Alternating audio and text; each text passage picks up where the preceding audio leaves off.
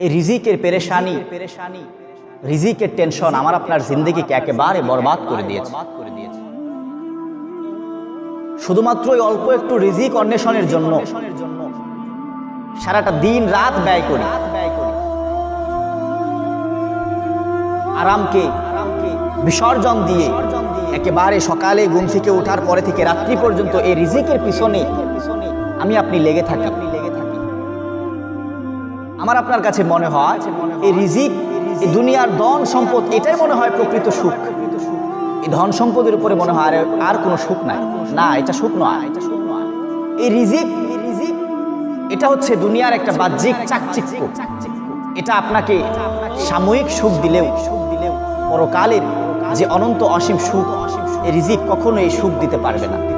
মোহতারাম হাজিরিন, এই রিজিকের পিছনে ছুটে হারামকে হারাম মনে করি না,